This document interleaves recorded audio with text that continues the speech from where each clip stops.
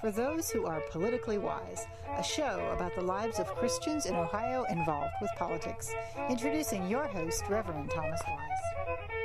Greetings, my fellow patriots, saints, and sinners. The show is titled Politically Wise, and I am your host, Reverend Thomas Wise. At the end of the show, there will be a blessing. Don't miss it. But first, a word from our sponsor. Do you pray for a politician? Do you think a politician can be a Christian? Do you think a politician should stand up for Christian principles? Do you think politicians should pray together? Do you want to see more Christians in politics? If you said yes to any of these questions, please join the Ohio Prayer Caucus Network. Find the Ohio Prayer Caucus Network on Facebook. Welcome back to Politically Wise. The opinions and statements on this show belong to those who give them. The rest of the show belongs to Thomas Wise Words, all rights reserved. If you want to email me, you may do so at politically.wise@gmail.com. Please like us on our Facebook page, Politically Wise. The show is titled Politically Wise, and I am your host, Reverend Thomas Wise. Hello, my listeners. This is Reverend Thomas Wise. The show is called Politically Wise. I have a very special guest today. Would you please introduce yourself?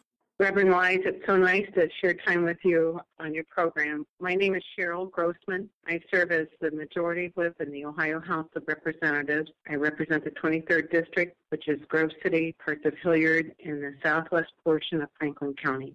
Well, that's wonderful. How long have you been Majority Whip? Well, I've been fortunate since I was a freshman to have been elected by the members of our caucus to serve in a leadership position. It's something that I'm very proud to have achieved in the caucus, and to know that I have the respect and the trust of our other members to represent them on behalf of our leadership team. So what's it mean to be a Majority Whip?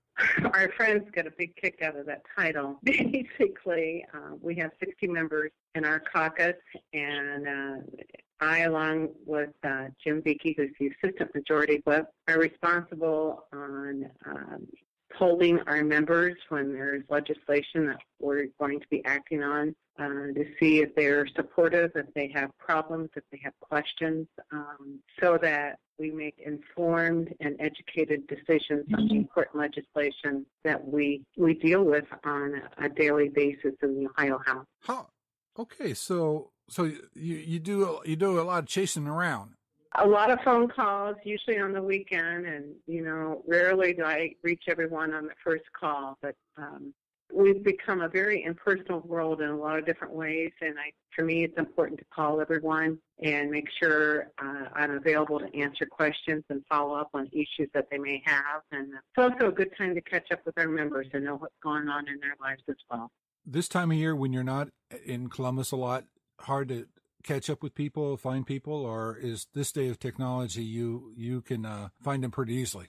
Well, I was calling several of our members last night. I reached the majority of them, and I think sometimes there is a misperception. I know this technically is referred to as our, quote, break, but I think I've only missed 2 weeks since we recessed in June from being in Columbus. I have an active number of bills I'm working on, and summer affords me the opportunity to hold interested party meetings and to work out any of the kinks and issues people may have, so that when we're back in November, I'm very comfortable with legislation that I want to be able to pursue on behalf of the people of Ohio.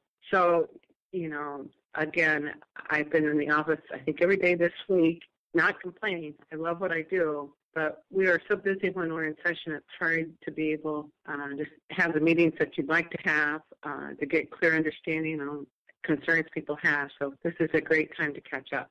This is a different kind of busy, isn't it?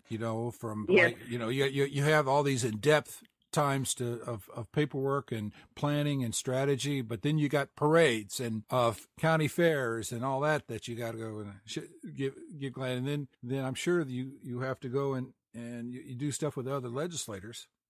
We do. I'm on two task force this summer. One has to do with the unemployment compensation, and I was in Mansfield on Tuesday. I'll be in Springfield in another week, getting input to go to the people and the businesses to hear from them their issues and concerns. And it's always just fascinating to see the world from their perspective. And other parts of the state, we are a very diverse state, and to know what is a problem maybe in Southeast Ohio may not be on the radar screen up in Cuyahoga County. So it is a good time in that regard, and fortunate that we have members of the House on both sides of the aisle that are participating in both of those task force.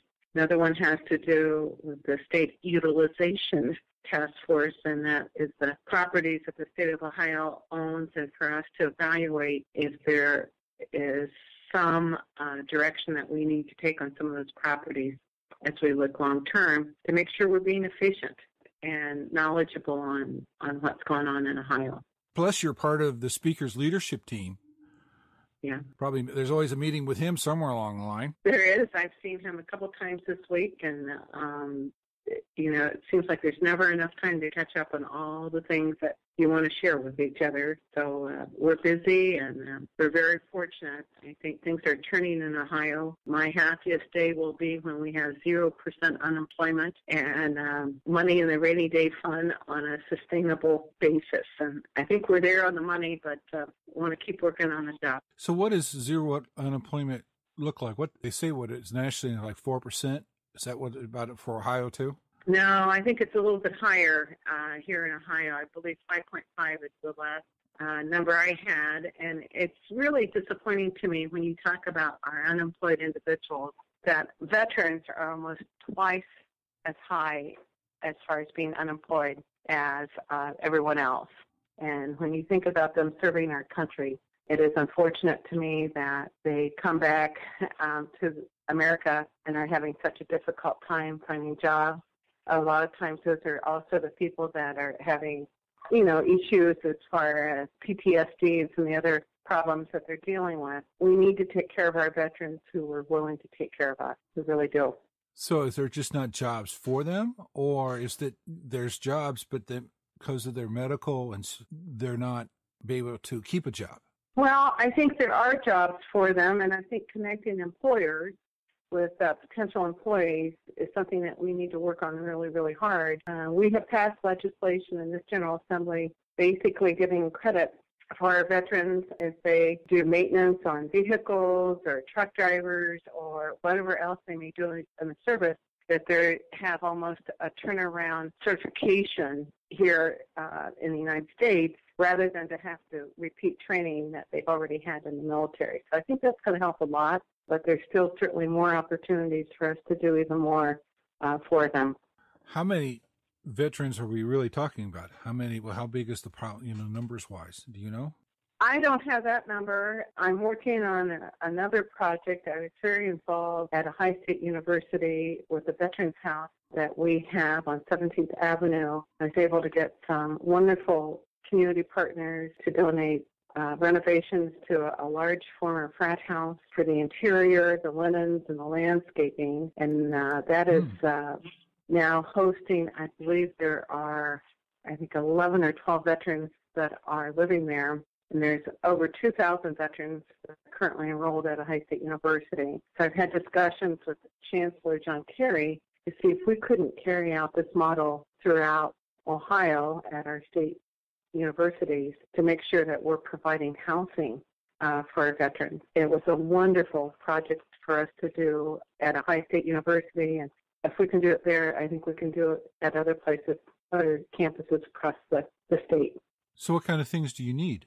Well, I need to continue my conversations with the Board of Regents, see what's feasible, what they're comfortable with, and I'd like to see if there'd be some universities that would step forward and say, we have a building that we can do this with. I know, again, at Ohio State, on some of the veterans I spoke with there, they said it was like living in paradise compared to some of the facilities that they've lived in the Mideast. And, it's our right and it's our responsibility, as far as I'm concerned, to do whatever we can to assist. Right. So if they have the building, then you need all the interior decorating things, beds and tables and chairs and things like that, items that could be, you need donors for that. Mm-hmm. All right. And, I served as mayor of Grove City for 12 years and very fortunate to have some wonderful partners with some of the businesses then that I was able to utilize on campus. And I think there are people like that across our state that want to help and want to hire veterans. I've also been working with JFS on the Ohio Means job site that we can now, for the first time, designate people that are looking for employment that they are, in fact, veterans, and they go to the top of the list immediately when people are trying to find someone with those qualifications. So really, really pleased on that. How did you get involved in politics? You see, you're. Let's start. I know you're a wife and a mother. Are you a grandmother yet? We have one 15-month-old grandson that we were able to spend last week with, and I love that title. Absolutely love. But my family had a lot to do with me getting involved in politics. With both of our sons, when they were born, had a lot of long conversations with my husband about I didn't want to miss the first words or the first steps. And I terminated a career that I had that was very enjoyable, and because I wanted to be a full-time mom. And I can remember the frustration when people would go, "Oh, you don't work." Let me tell you, stay-at-home moms work really hard on what they do. But as a result of the activities they were in, I served on the preschool board. I was the PTA president, 4 or 5 different times. Served on a kids association board, a nationwide children's hospital auxiliary board, and I actually had people that approached me that said, "I wish you would run for our city government." Never really thought about it. I did, and I was elected to council at large and immediately president of council. And when the sitting mayor chose not to run again, I ran for mayor, and I was the first woman ever to serve as mayor, and the city's 160 years old, and didn't know what people would think about having a woman in that category, and I had wonderful support and continue still to this day to have great support from a lot of different people. I am lifelong in Grove City, and during my term as mayor, and that was 12 years, we were the 6th fastest growing city in the state of Ohio. Welcomed a golf course community, lots of retail, and raised the bar on what I thought our community deserved, and it's been very, very good. I think people are pleased and proud. So how does your faith play a role in what your work? From the first day serving in public office, you have people that may not be motivated in the ways that I think they should be on what's important to them and what they would like for you to do. And you have to have such strong convictions and morals on what you believe in. And there are some days at the end of the day that if it weren't for my faith, I'm not real sure what would be left. As you look at our world today and the horrible things that are going on, it is so disappointing to know the hurt that so many people are going through. And our world could be a so much better place if we would all understand the importance of how we treat each other, our belief in God, and certainly how we can be together as God's children on this earth. So what's a good day in politics for you?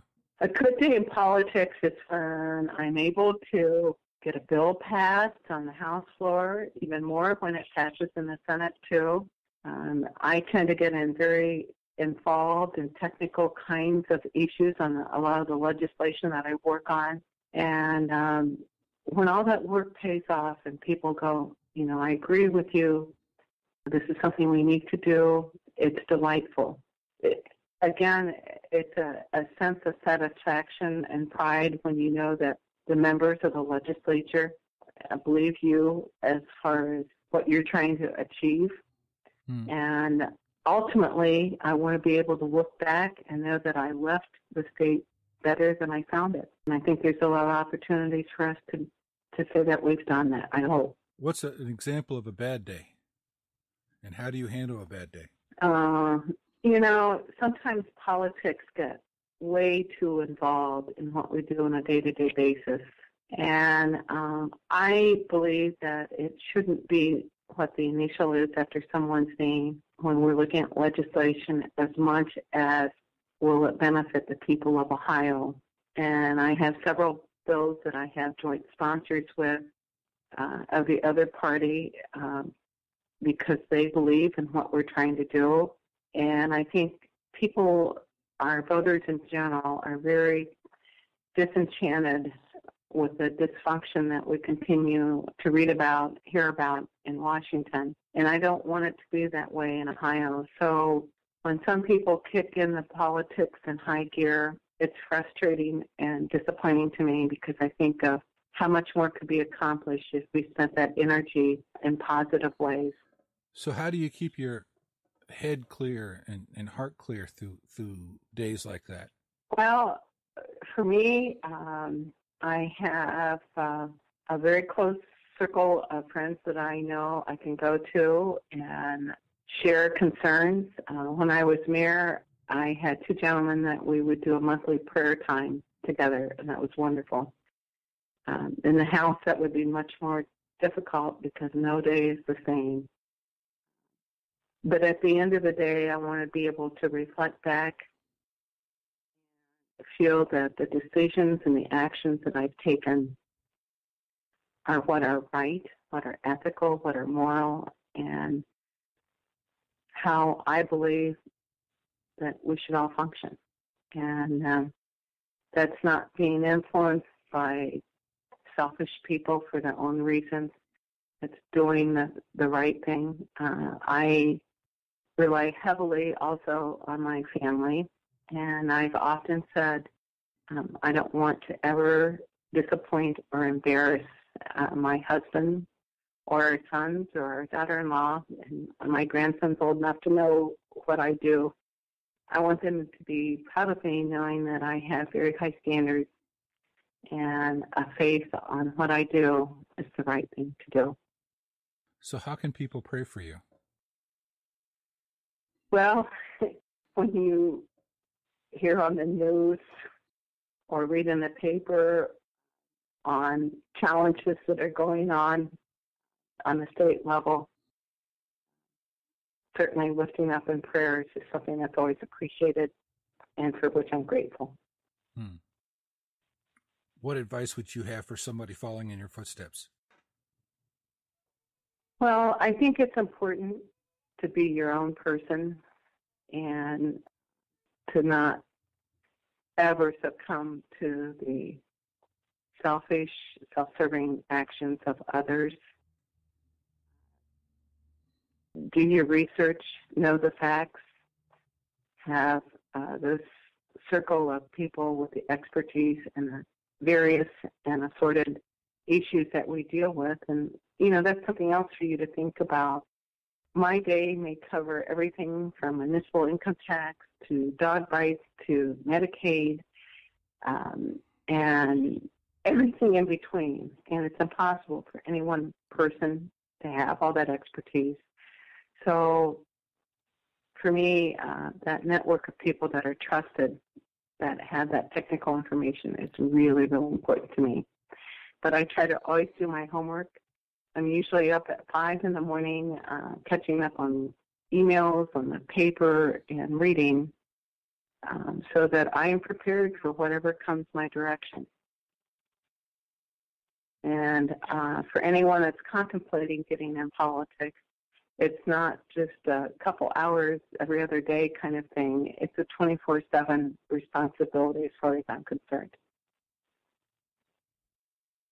How many of those all-night sessions have you gone through at the State House?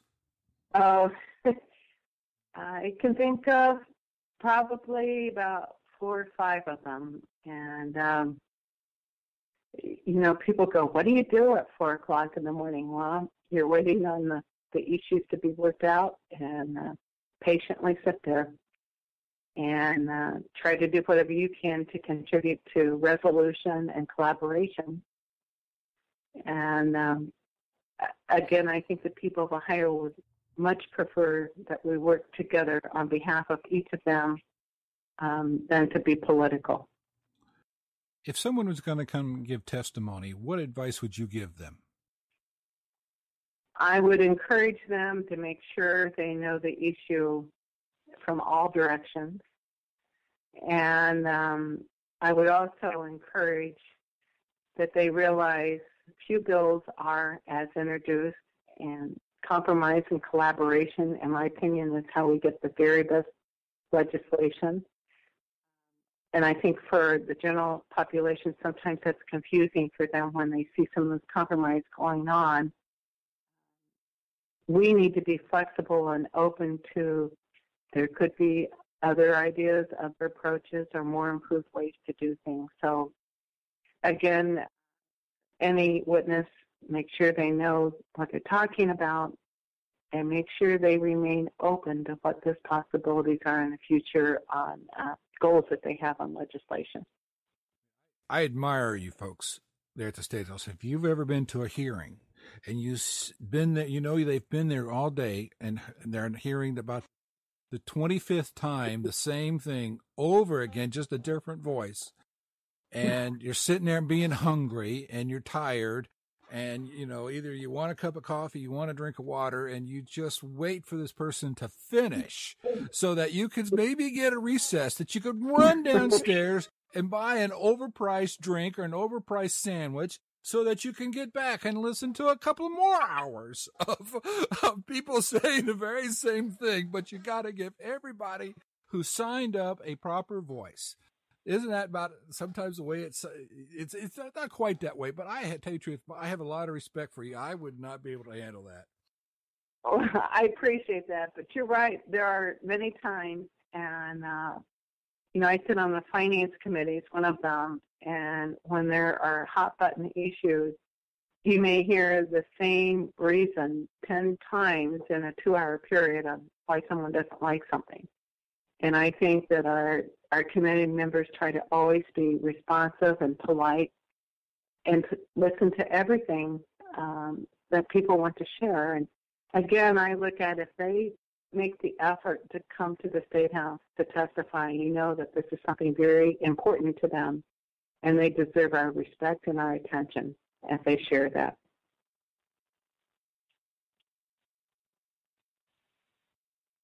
So who was a mentor for you, and how important was that, finding that mentor in politics? Well, without question, I look at Joanne Davidson, who was the first woman speaker of the Ohio House. And when I was mayor in my second term in Grove City, she began the Joanne Davidson Leadership Institute. And that was in collaboration with former Attorney General Betty Montgomery. And I applied for entry into the first class and was delighted to have been accepted into this group of, I think there were 22 or 23 women in the class. And the goal is to encourage women to be more involved in politics. A lot of times, we don't always have faith that we can do the job, or people think we should be taking care of children or whatever else.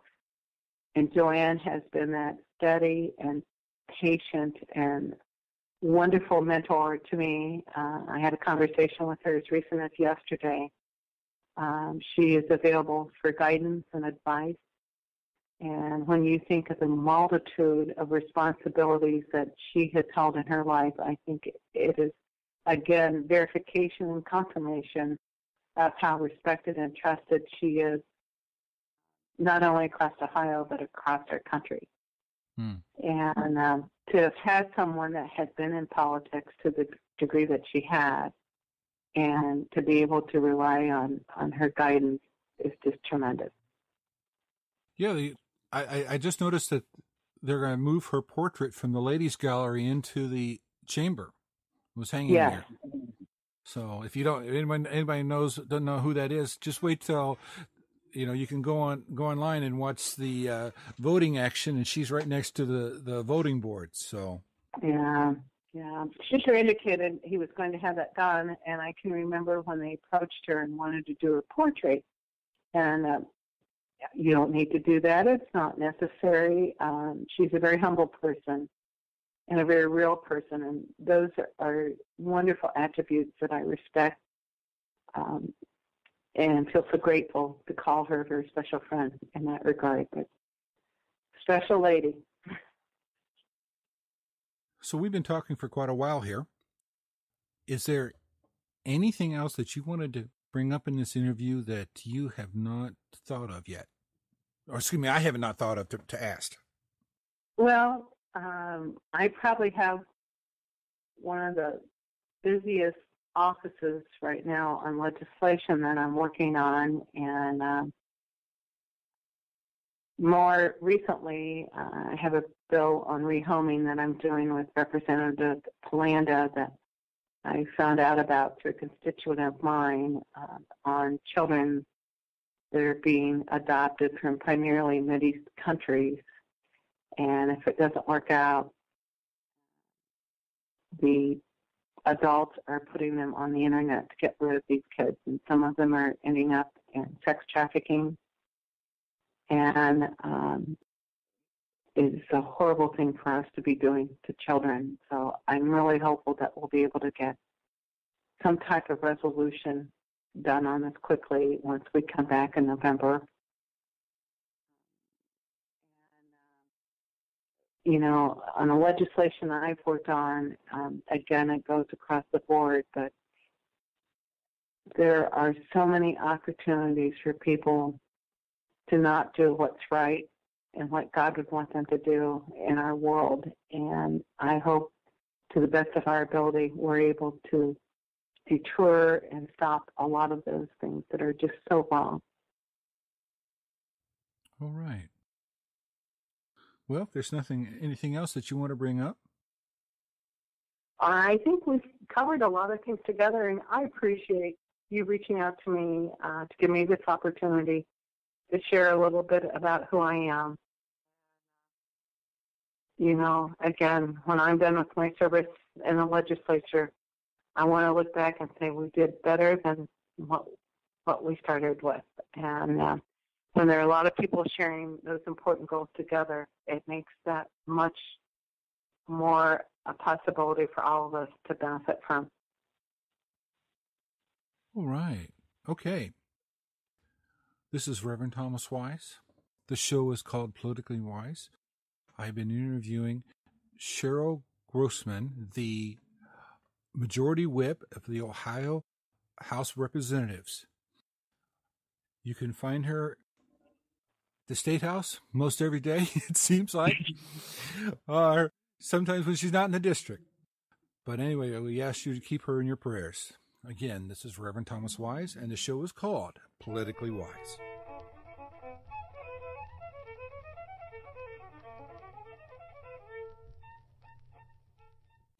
Without God, there is a coarsening of the society. We were born with Judeo-Christian beliefs. If we ever forget that we're one nation under God, then we will be a nation gone under. Join us in publicly displaying this motto.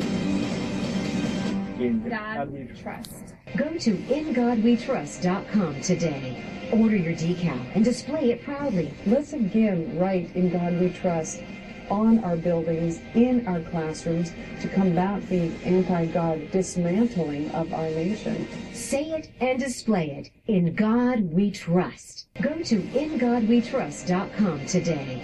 In God we trust. The show is titled Politically Wise, and I am your host, Reverend Thomas Wise.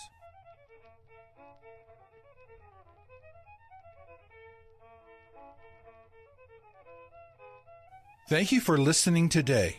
If you want to email me, you may do so at politically.wise@gmail.com. Please like us on our Facebook page, Politically Wise. Now, here is your blessing. Blessings based on Psalms 20, verses 1 through 13. It is God who answers you on your day of trouble. It is God who pulls you out of harm's way. It is God who sends you fresh supply.